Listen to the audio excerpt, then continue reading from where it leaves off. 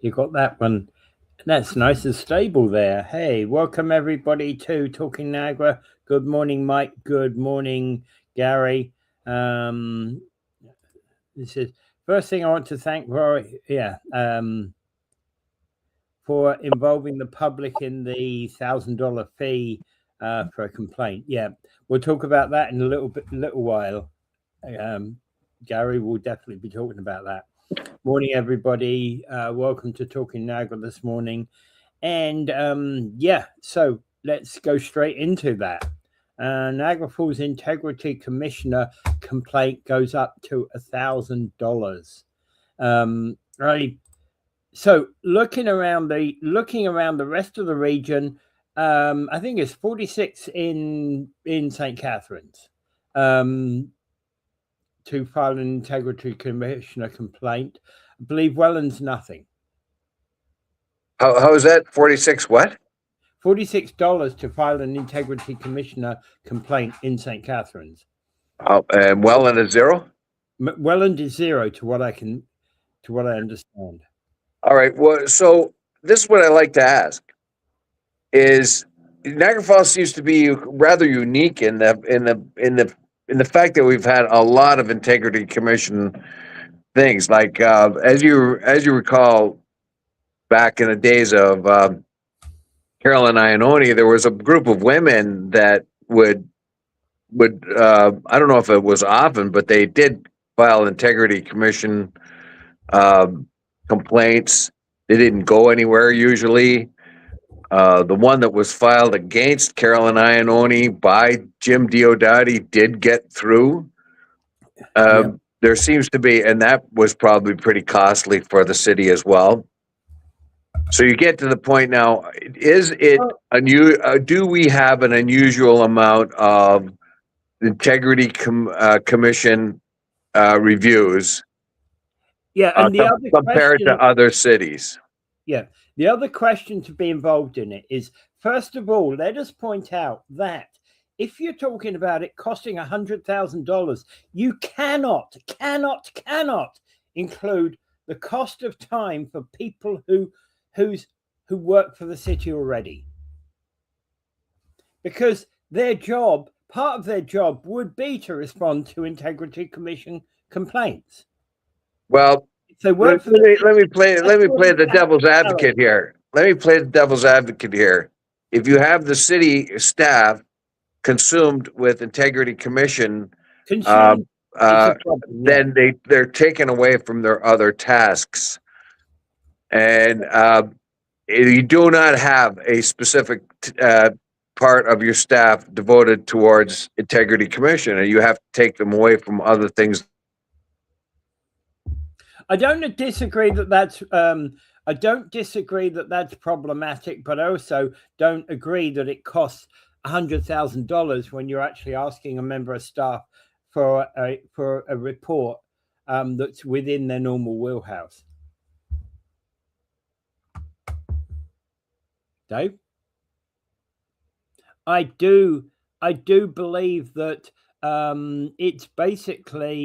it's a way to suppress accountability, in my view.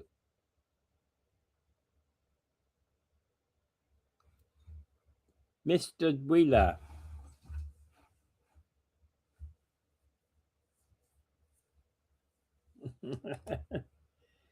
Looks like we've got a problem.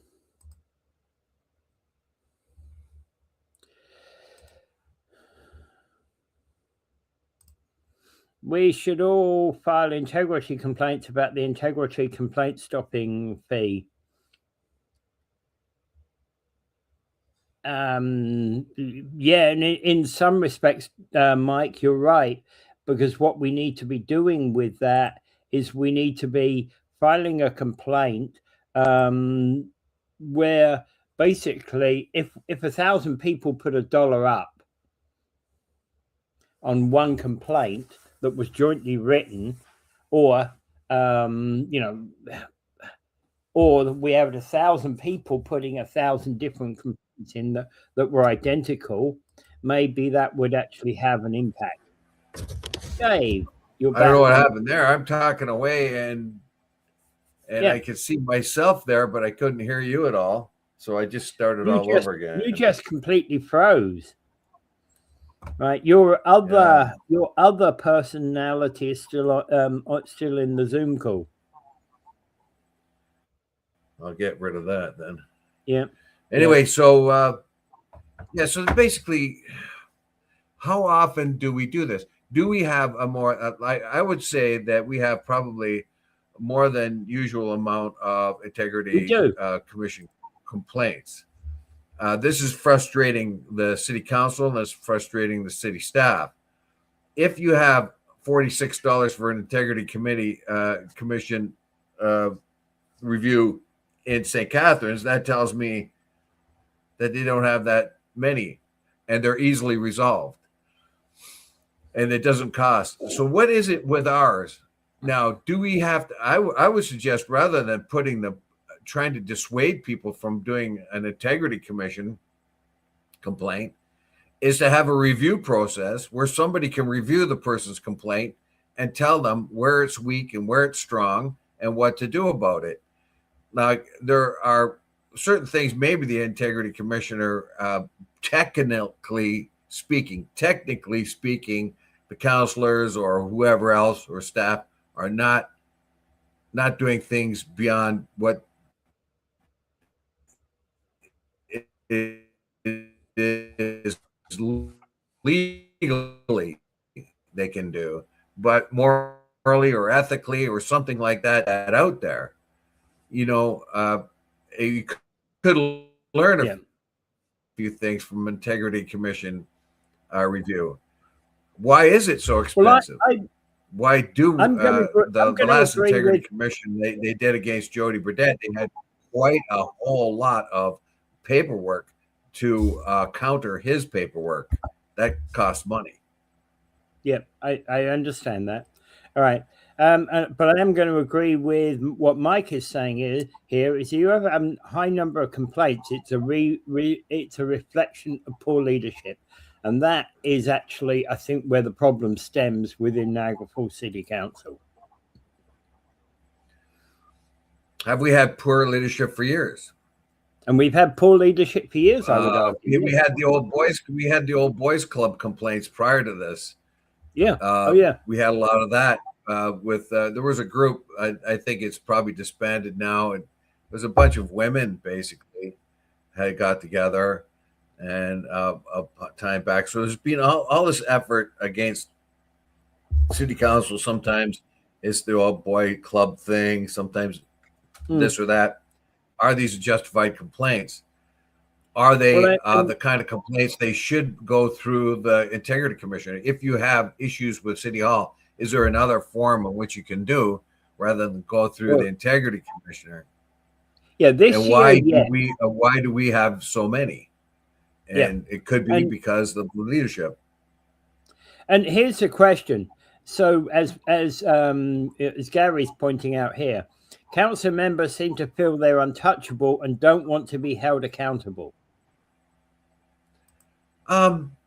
Possibly, but on the other hand, if you're trying to be a pretty good council person and you're always threatened with integrity stuff, I'm paying the devil's advocate here. No way do I think that we should have $1,000, because let's face it, that and then you don't get it back, or you get half of it back or something like that.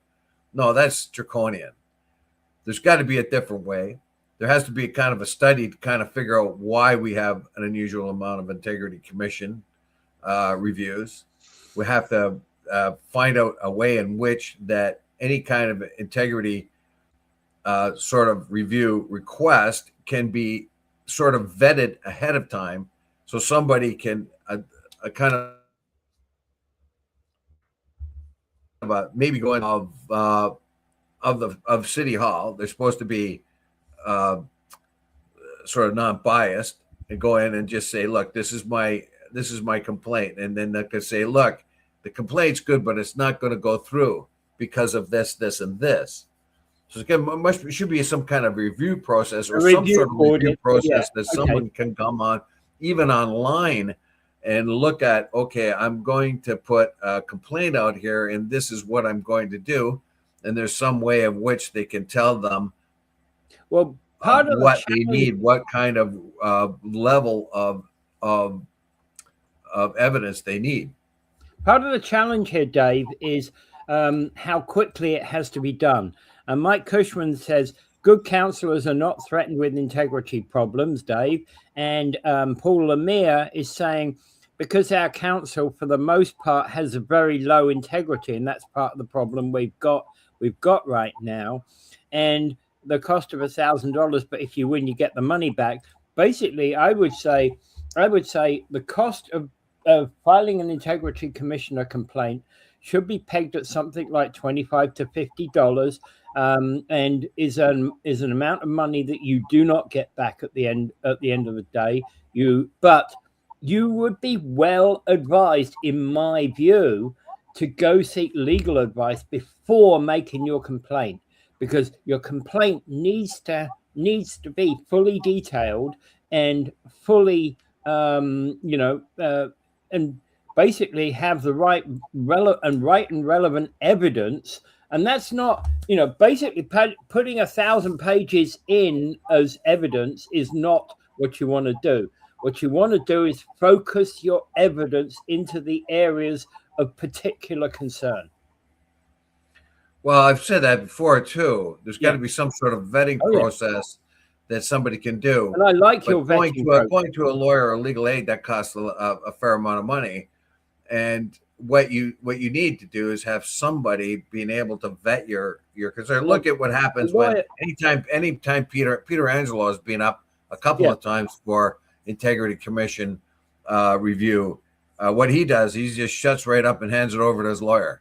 Yeah. So his mouthpiece talks at all. So and whoever brings the issue against him are unsophisticated, don't use a lawyer to do it.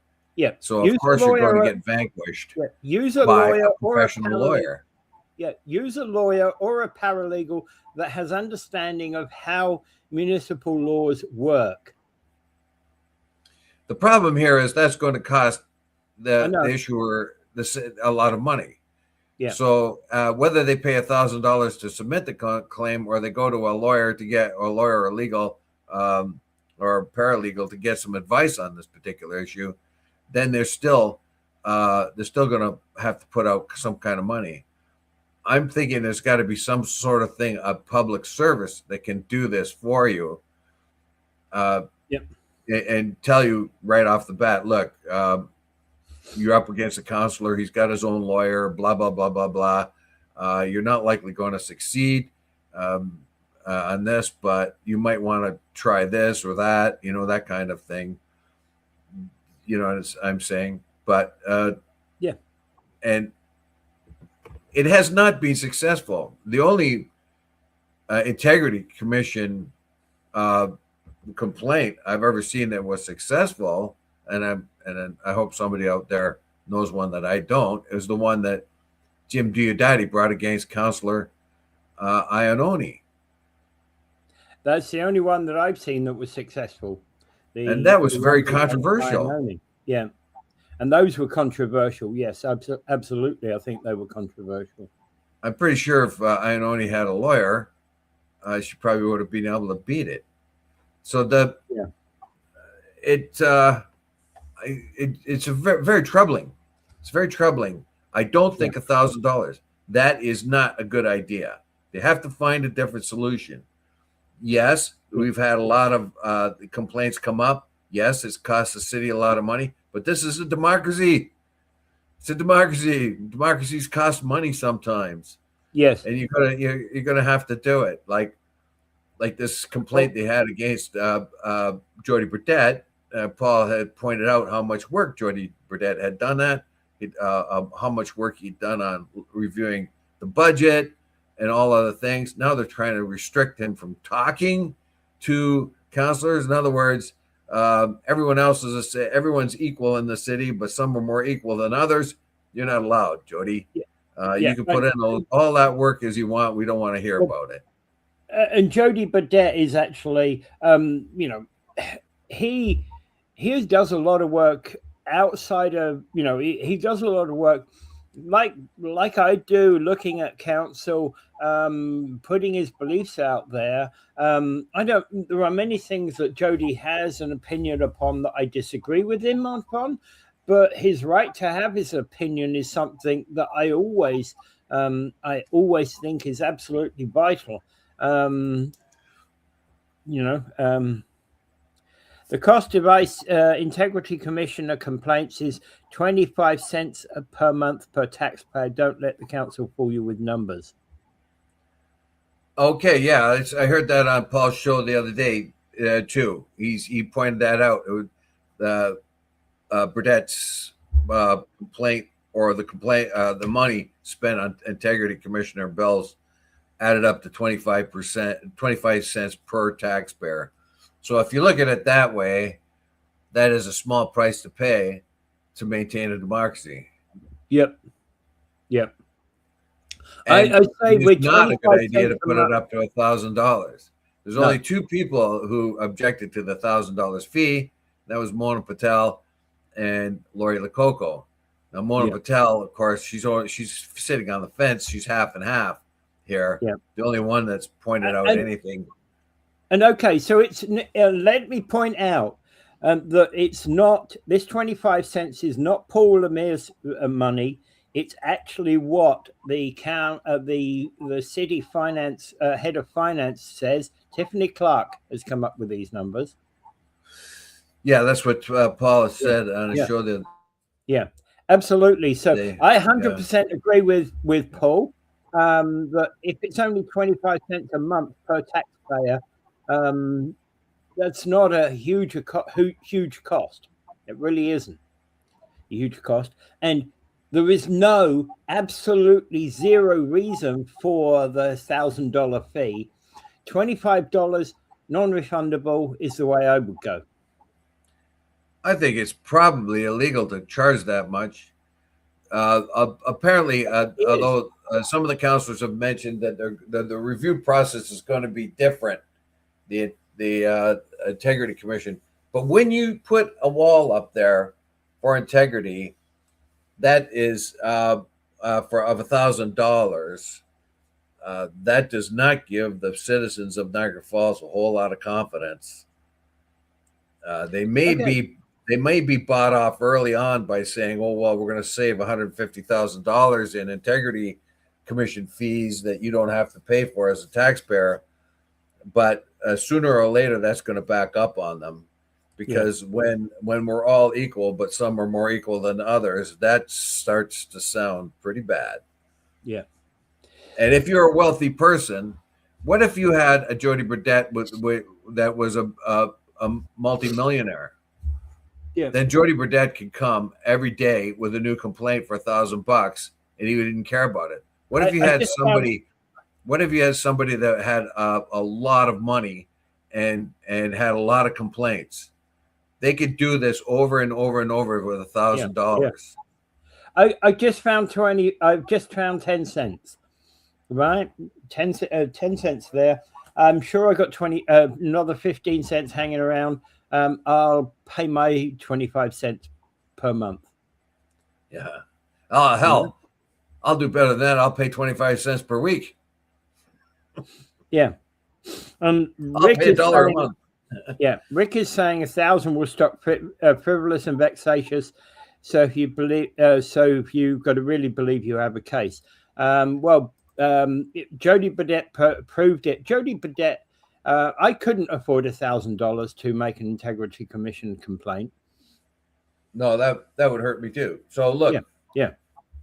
The 1,000, I can understand that. Yeah, we seem to have, according to the council, we seem to have a real extraordinary amount of complaints. Now, what Mike has said and others have said, that's probably because of the integrity of our counselors. That why they're having integrity, like the one against Mike Strange, the one against Peter Angelo, they go on and on. So, but what is it about our council that has that, and how is it? I don't know. It is. It does interfere with the business of the city. And what is the solution for this? Now, definitely $1,000 fee is not a solution. Yeah, What that does, not it solution. really inhibits anybody, especially of those of humble means, to come Yeah. forward with legitimate complaints.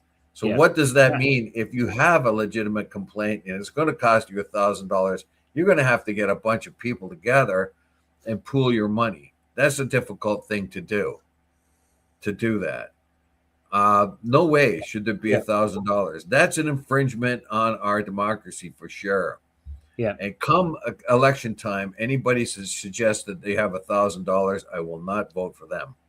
Ever. I will not vote for In fact, actually, you know, if anybody knocks at my door, what is it going to cost for an integrity commission complaint is going to be a key question that I'm going to be asking any electorate, any any candidate in Niagara Falls. And if the answer is more than $25, I think you're not going to get my vote. I think that integrity commissioners should, if you want to launch one, there should be a place where you can go in the city hall or the library or someplace where somebody can talk to you about your complaint and Correct. go there and tell you, look, these are the things that you're missing in your complaint. Your complaint is not complete.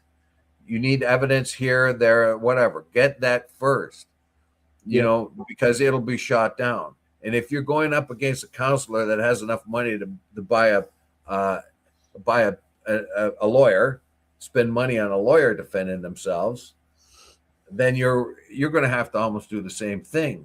You're going to have to be very careful I think of how you're going to. Yeah. I think the biggest mistake Carolyn Iannone made was not having a lawyer defend herself. Sure. And that's because that's, well, unfortunately, you think the system's going to work and you don't have to put out money for a lawyer. I'm sure Caroline Iannone could not afford a lawyer at that time. That would have been extraneous expense for her. But on the other hand, it may have, in the long run, it may have done her better to do that. I would say that in our particular city, because we've had these things, and this is an issue, $1,000 is definitely wrong. Definitely. Absolutely. Wrong. Got to move on. I don't see how anybody can see otherwise. Yeah. We've got to move on, Dave, though. Right. Go ahead. Okay. So very briefly, the House voted 219 to 211 against Trump's tariffs on Canada.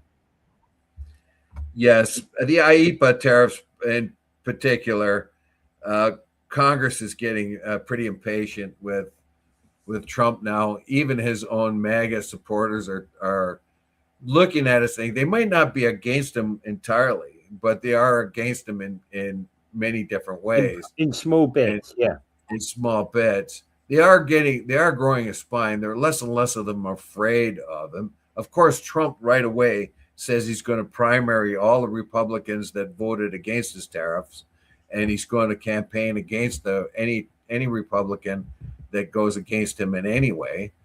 So in other words, it's a message to the Republicans. You don't have your own mind. You have my mind. I tell you what to think.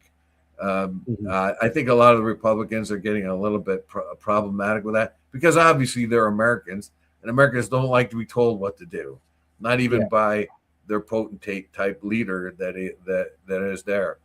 So he's publicly threatened them in public. He didn't even take them aside and say, "Look, buddy, you're in trouble now if you don't see it my way." He puts it out there in public. I'm going to go after you. The reason I think that this has happened, the Senate already has had a symbolic vote against the tariffs of Mexico and Canada. Now the Congress is getting this is a real vote. It will have weight, except that Trump was likely to veto it. So the vote goes, and it will go to the Senate, and it will likely pass the Senate, which means take the tariffs off Canadian goods. This is affecting the United States a lot. I found out that the United States takes in about, I think, 90% of the durum wheat they use comes from Canada, and they put a 25% tariff on it. So the tariff, so now that puts the price of wheat very high for the American public when they get their bread or their pasta. It now costs more because there's 25% tariff on it. So Canada diversified some of its exports. It can't really diversify its oil exports that quickly, but it can with wheat, and that's of course annoyed Trump again. But he's made it very clear that he's going to make Canadian wheat very expensive in the United States, so Canada has to find other markets. And the other things like potash, aluminum, nickel, all those things don't make any sense at all under the IEEPA agreement and the powers of IEEPA. So they are likely and probably and quite probably that the U.S. Supreme Court, even though it's got 6 MAGA judges, will vote against most of the tariffs that Trump has put out there. There are other ways in which he can tariff things, but what's happening now is each one of the Republicans are finding they're being hurt by the tariffs, and so many of the different states in the United States trade. The number one trade partner is Canada, and we find that Trump wants to hold back transportation across the Gordie Howe Bridge, and that will hurt the Americans more than anything because we buy more manufactured goods from the United States than anyone else. You know, our number one import from the United States, the only thing we have an advantage of in the United States is we sell them oil. Yeah. That's the only thing. Potash and oil are the only things that we make money off of. And just about everything else, there's a huge trade imbalance. There's a huge trade imbalance with anything manufactured. There's a huge trade imbalance of anything electronic. And there's a huge trade imbalance with any services. They're all in favor of the United States. The only thing that tips that scale is the thirsty United States for Canadian oil. And even then, it really isn't a burden to the United States because they import Canadian oil so that they can export their own oil. Their own sweet crude oil they get from fracking isn't suitable for the refineries. So they take that oil and sell it for big bucks overseas and use Canadian oil in their refineries. So they're actually making it's more if you talk about capitalism, it's the best capitalist idea ever. Bring in the cheap oil from Canada and sell our high grade oil overseas. Yeah. All right. Okay. I just really wanted to introduce that just to say that there's movement south of the border. We're still going to actually see where that all goes. But again, Canada's in a different position now than they were, you know, a year and a half ago because we've got more different markets now. Well, the huff and bluster, the president doesn't really pick his battles too well anymore. The Gordie Howe Bridge is going to open no matter what he says or does or thump his chest. His spokesperson, Levitt, just sounds like a complete idiot because she said, oh, the president insists that that Canada will have control over what goes over the bridge. No, that's not true. That's impossible. It's an impossibility. It's a two-way bridge. Yeah. Michigan owns half of it. Yeah. Canada has Canada has no power over any. Even if Canada owned that part of the plaza, which it doesn't, it belongs to the Michigan. Even if Canada owned that plaza, it would still all be run by U.S. Customs. Yep, exactly. All right. Okay. Right. So a Niagara-on-the-Lake resident is actually taking the township to taking the city to court in the attempt to stop the demolition of the historic Royal George Theatre on Queen Street. And he's basically saying that from a heritage standpoint, the Ontario Heritage Act requires a conservation first approach, and that he's also, as a developer, he's saying that progress and preservation are not incompatible. And the particular individual involved is Nicholas Colinari, who's determined to stop the demolition of this. And he's basically president of Centurion Building Corporation. There we go. So this one goes back a couple of days, eh? Yeah. Yeah. So basically, the Royal George. I was rather shocked when I read that a few days ago, and offered it up here. I really didn't think they were going to ever thought of knocking down the Royal George Theatre because it was so old. Yeah. I think when we came down here for a visit one time, we were in Scarborough, and came down here, and we ended up in that town. I remember as a kid and looking at that theater, and sometime maybe in my early teens, I remember looking at that theater, unless it was right after we moved here in '68. But yeah, so they have to put some sort of effort into restoring it. Now, what is the problem here? Is it too old to restore? Is it going to be too much money to restore? You know what you want, and this is the big problem here. Niagara-on-the-Lake is looking less and less like an old, nice, quaint town anymore, because they're knocking down stuff, and if you're going to knock down the Royal George, it's not going to look like whatever they put there. Is it going to look like it belongs in Niagara-on-the-Lake? Yeah, probably not.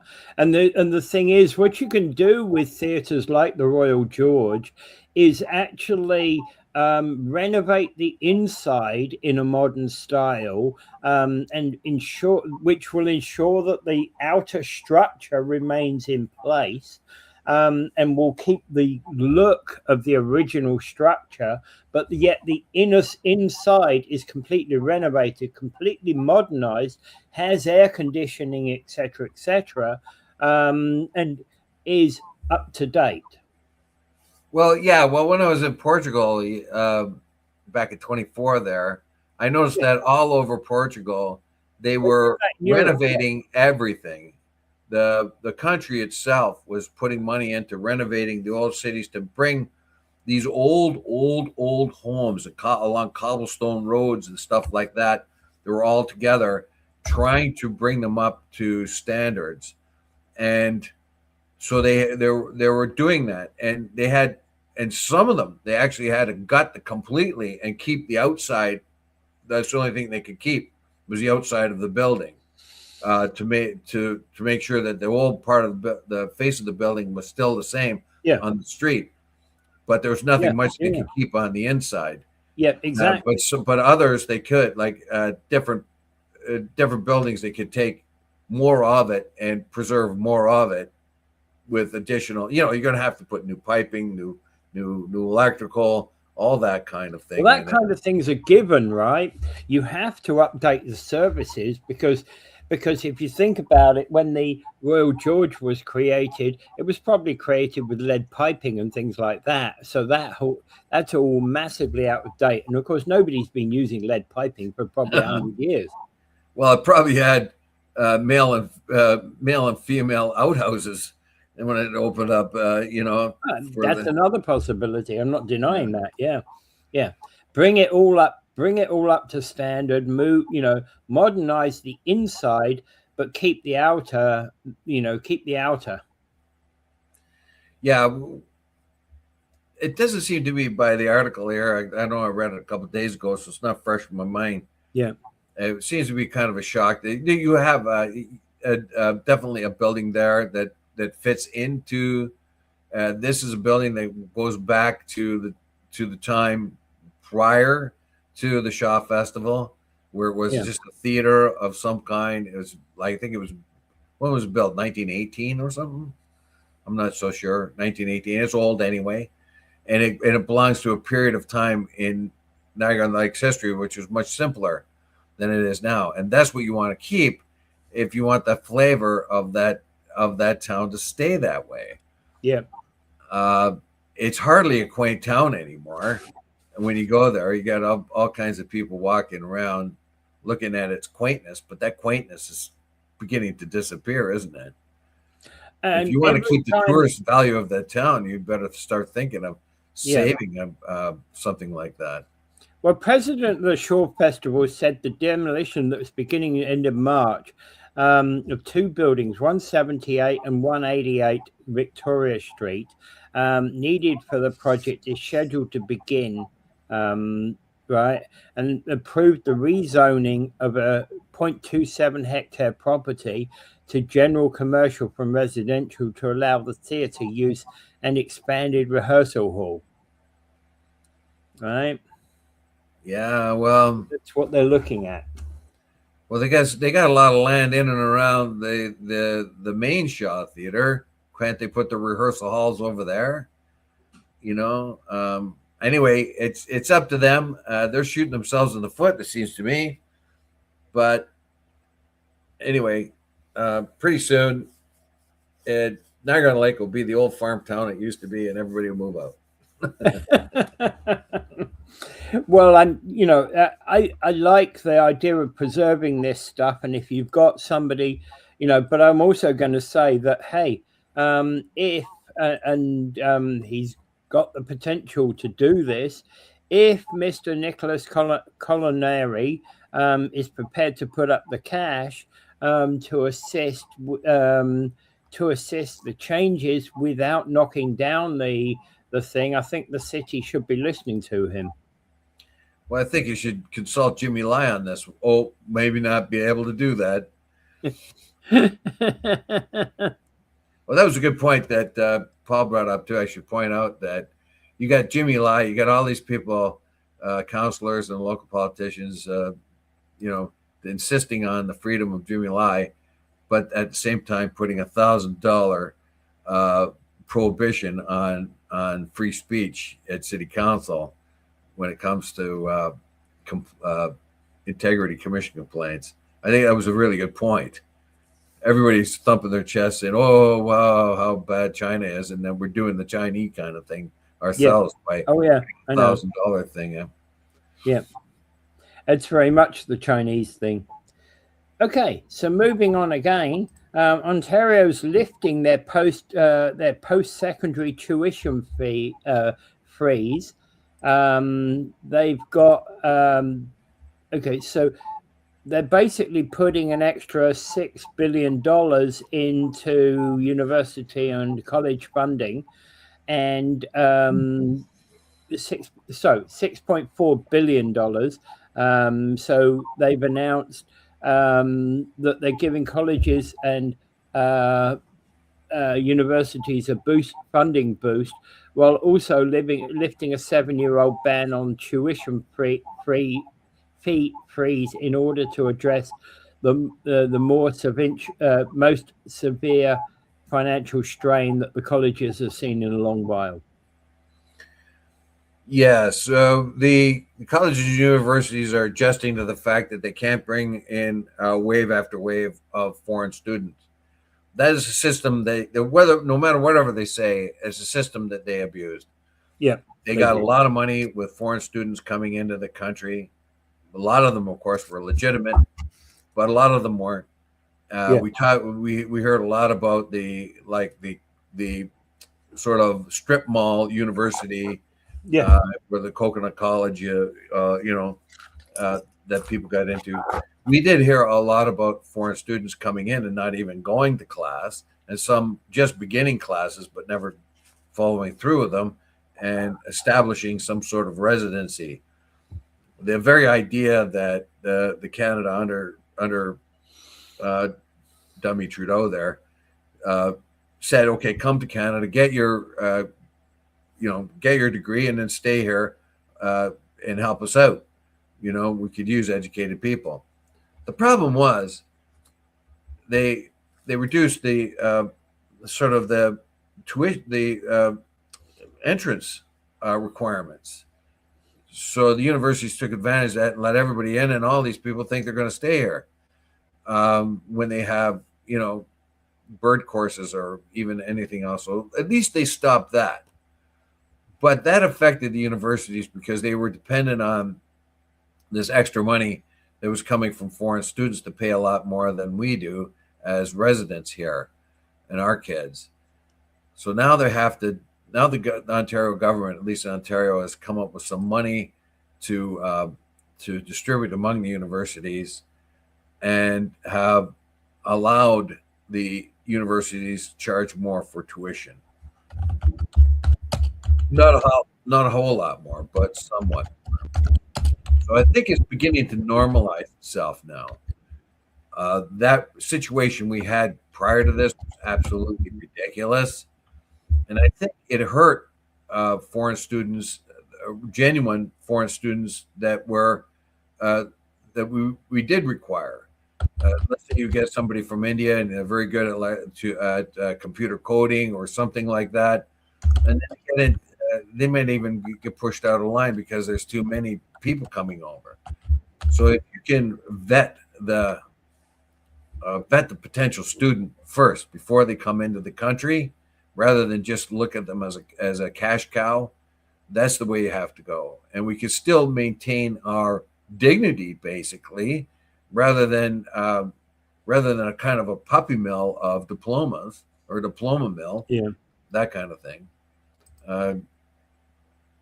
So I would suggest that they're kind of normalizing things. They're getting back down to normal normal tuition, normal entrance requirements.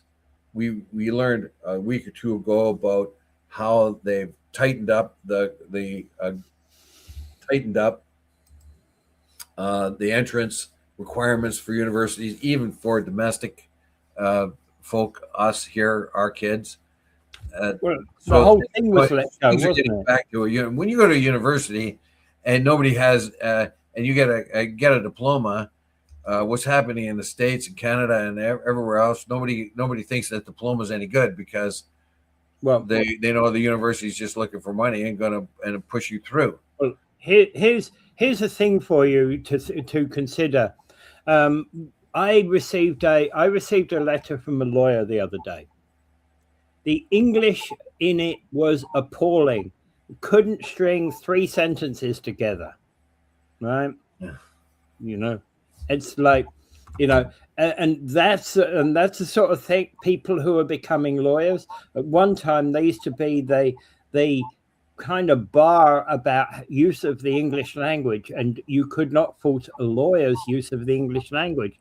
Now, when that's slovenly, what can you do? I don't know. Anyway, so that sort of is normalizing. The university system is beginning to normalize and beginning to look more like the university system.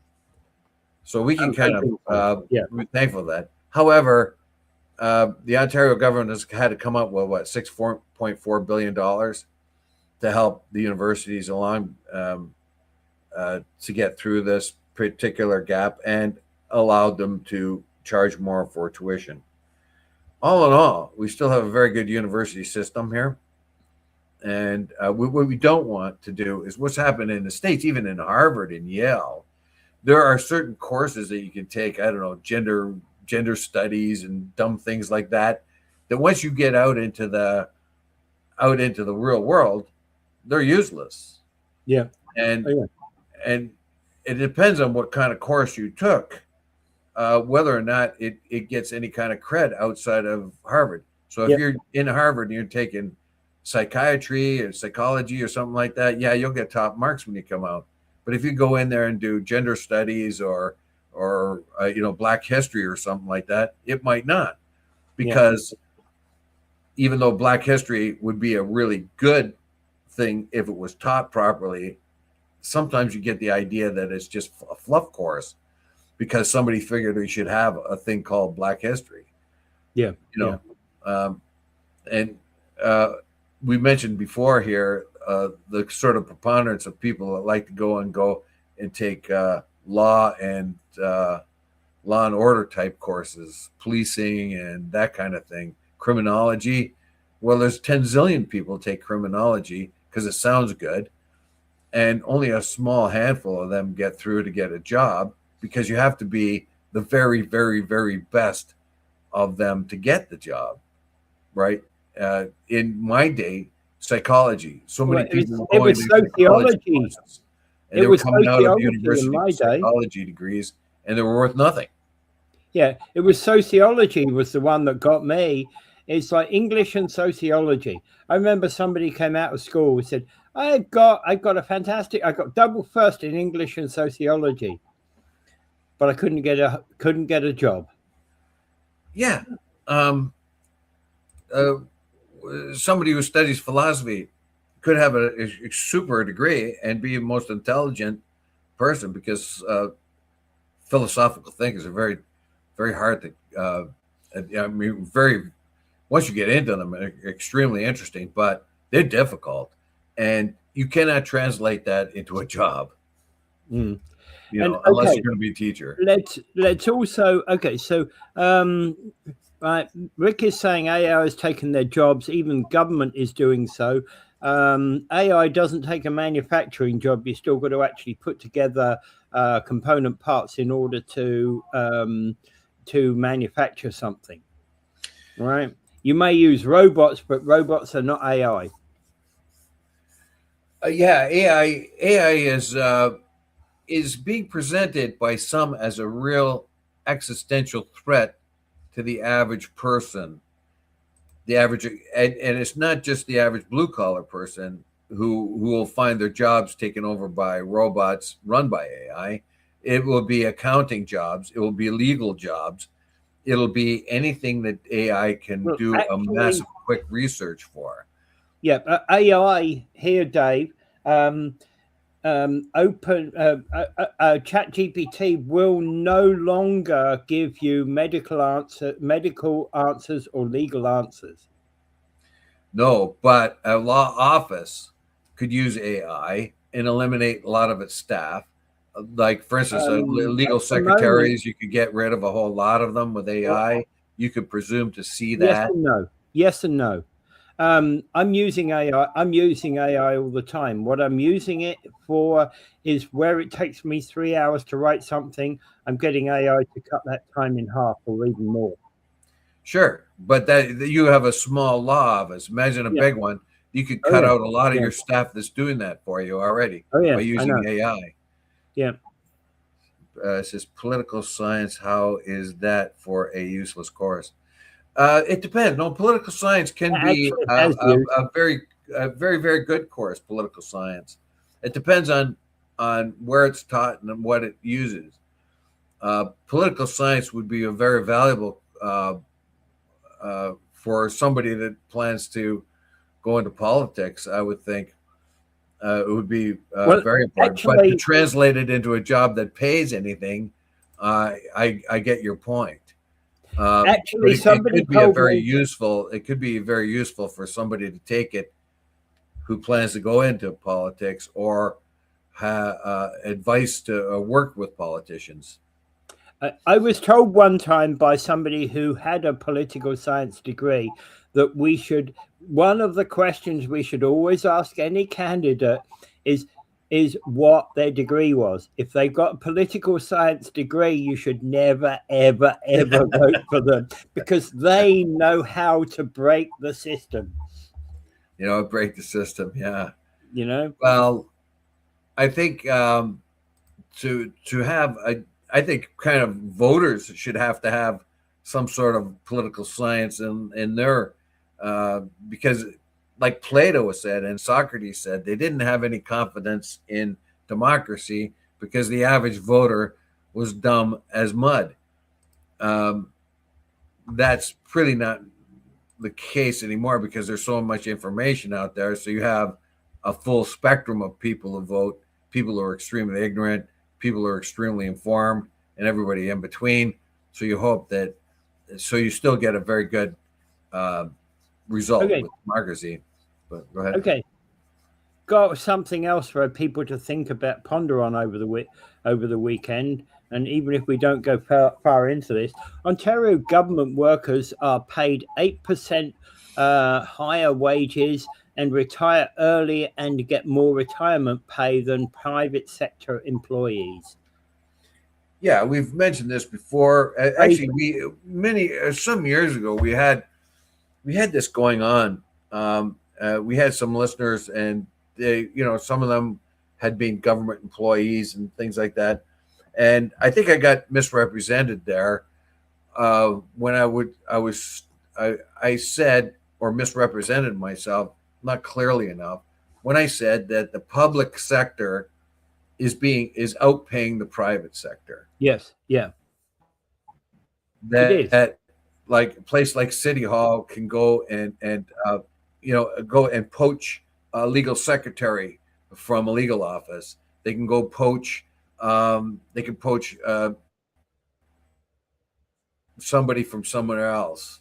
They can poach a technician from somebody else and pay them more. And those people, and it's just not municipal government; it's all government. The Toronto Hydro, the Hydro Ontario, they poached millwrights from Stelco when I was there. So they went out and they needed tradesmen, and they went out actively and poached a lot of tradesmen out of the steel mills. And the steel mills were very, very unhappy about that because the steel mills had trained them, put them through their apprenticeship, and were employing them. And along comes Ontario Hydro and says, you know what, we'll pay you more and we'll give you more in benefits because we're the government, basically. And they poached these guys. And the steel mills were very unhappy and declared that they would no longer have an apprenticeship program because why was it worth it when they went through all the effort to train a tradesman like a millwright and then only to have them poached by the government. Well, and poaching by the governments are particularly bad. A lot of these firms used to also object to having apprenticeship programs because they'd be poached by their opponents, their rivals. Yes. Yeah. So Stelco actually bet the bullet and did what it was asked to do to have an apprenticeship program. So it did, and then suddenly Ontario Hydro feels they need a lot of tradesmen. They haven't been training on their own, enough of them. So they go and poach as many as they can. So many of them came from the steel mill. I worked with them like a bunch of them in Ontario Hydro. There was a whole pile of these guys that came from the steel mills.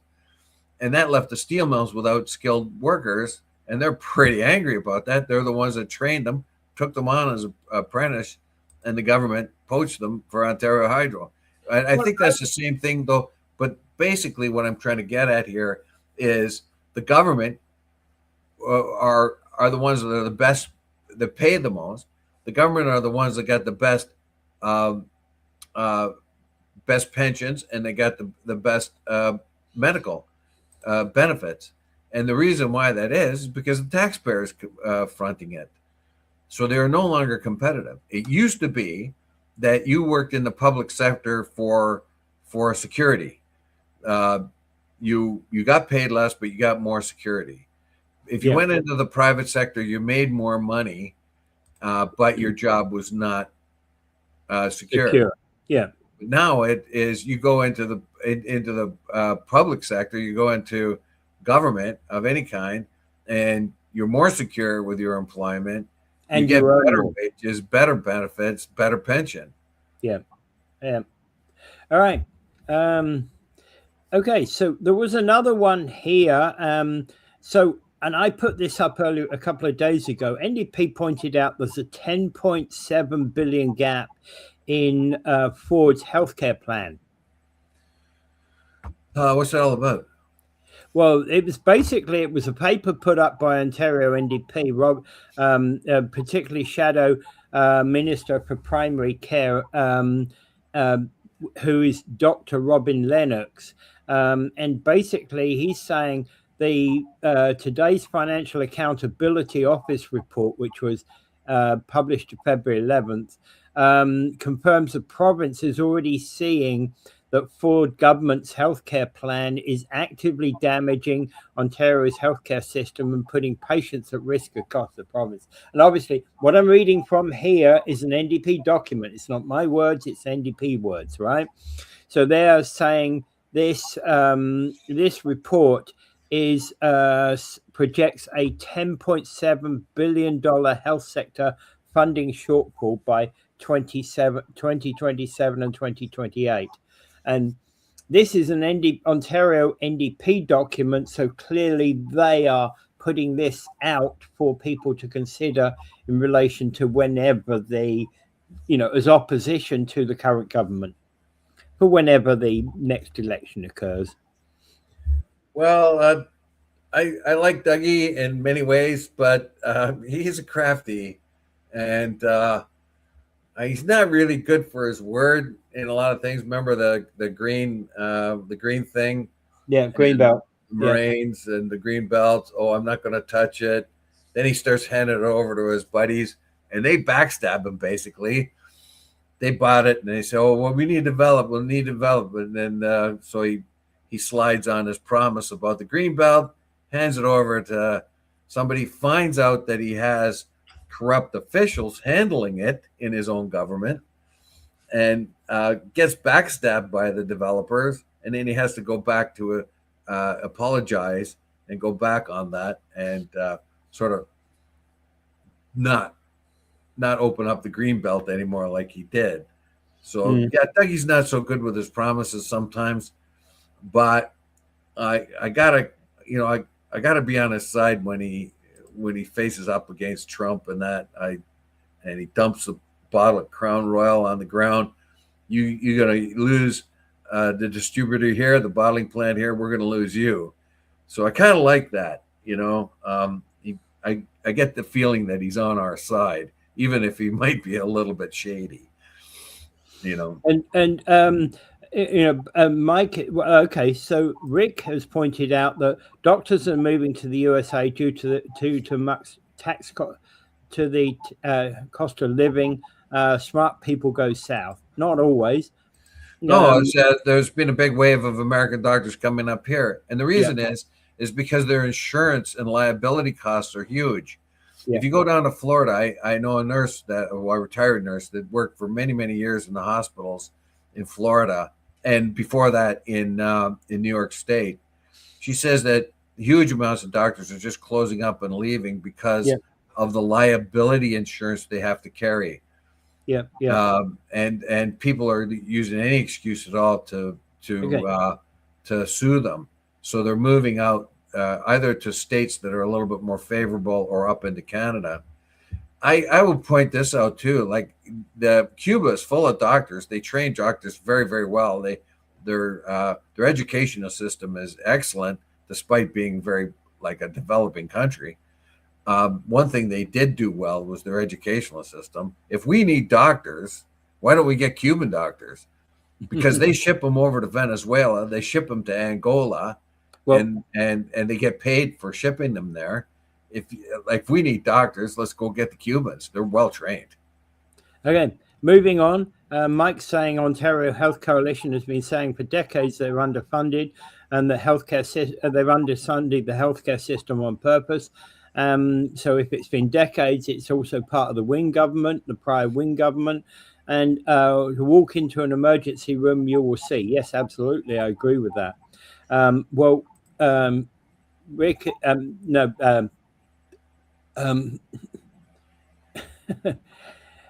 sorry, Gary is basically saying we'll close the borders. Canada was not ready for an influx of people. Rick is saying, Slick, you are right, and there are no jobs. Yeah. Yeah, well, we were talking about our borders are being pretty closed right now. We did not see the massive amounts of immigrants coming across our borders that we anticipated when ICE started hammering up the Hispanics. So we did not see the massive infusion of sort of refugees coming across the border that we thought that we would. I think that's because most of the ones they went after were ones that are already established and had jobs and wasn't easy to be uprooted and run. They had already gone through thousands at the last time, and they seem to be more intent to make a political point here. It's interesting. I saw some footage out of Minnesota the other day, and well, I've seen lots of footage out of Minnesota, but we talked about that anyway. Let's not go on about that. We need to wrap up.